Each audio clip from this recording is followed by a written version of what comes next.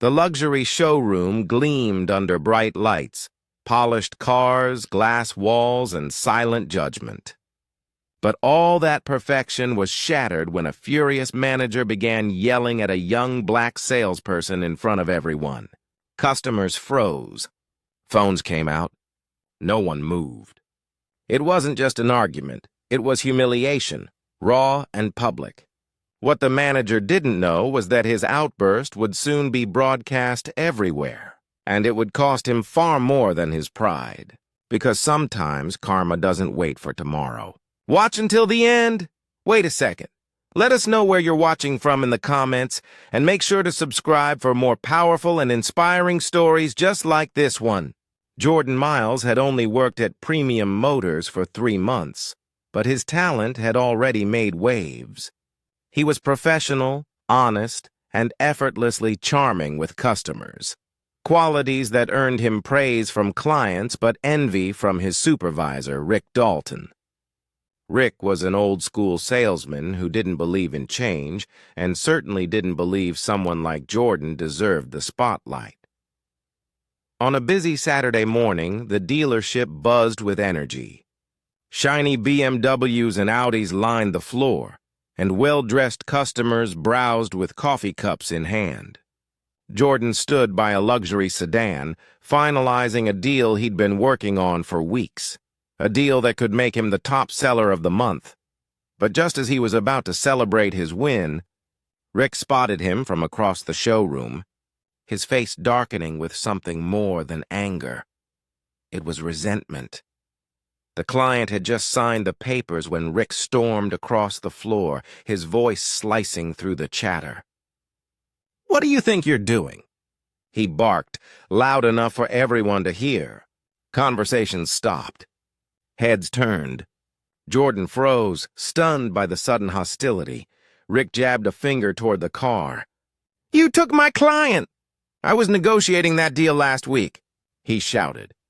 Jordan opened his mouth to explain, but the manager's words hit faster than he could breathe. "You think you can just walk in here and take credit for other people's work? You people are all the same." The words hung in the air, heavy, poisonous, unmistakable. The entire showroom went silent. Customers exchanged shocked looks. A woman gasped. A young man quietly began recording on his phone. Jordan's face burned with humiliation. He wanted to defend himself, but his throat tightened.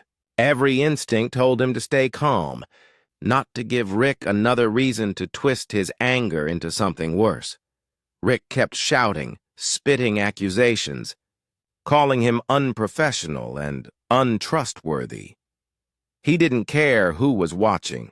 He wanted to destroy Jordan's confidence. Right there under the bright lights.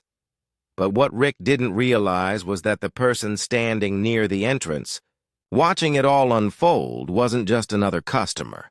He was someone who had the power to change everything. As Rick's voice echoed, a tall man in a dark suit stepped forward.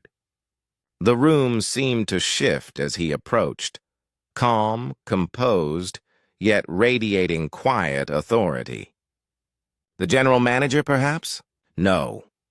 He was the regional director and the company's founder's son, visiting unannounced. He stopped beside Jordan and turned to Rick. "Is this how you treat your employees?" he asked evenly, his tone cold. Rick blinked, his anger faltering. "Sir, he was—" "Enough," the director pointed at the still recording phones. "You've not only embarrassed this man, you've embarrassed this company." Rick's face went pale. Jordan stood still, heart pounding, as the man placed a reassuring hand on his shoulder. "Mr. Miles," he said quietly, "please join me in my office. We have something to discuss."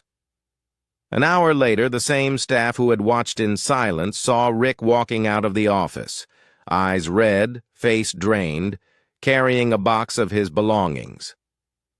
The humiliation he had inflicted had come full circle. His career at Premium Motors was over.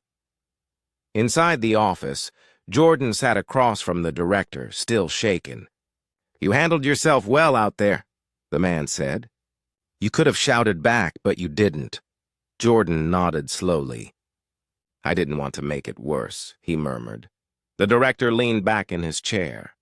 What you showed today wasn't weakness, it was strength. And I think this company could use more of that. 2 weeks later, Jordan was promoted to senior sales executive, overseeing the same team that once looked down on him. But more importantly, he became a quiet symbol of change. The viral video, recorded by that bystanders, had spread online within hours and was viewed millions of times. People across the country praised Jordan for his composure, condemned Rick's outburst, and called out racism in workplaces everywhere. News outlets picked up the story. Hashtags flooded social media. Justice for Jordan trended for days. The dealership responded with public apologies, mandatory diversity training, and a complete internal review. Yet behind the corporate responses, something deeper was happening.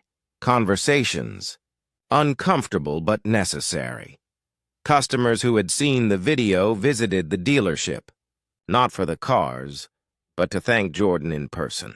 One woman said softly, "You reminded me that grace can defeat hate."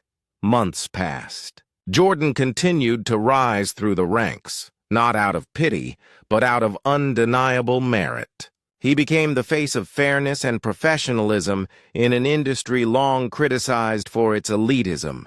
And Rick? Rumors spread that he was struggling to find new work.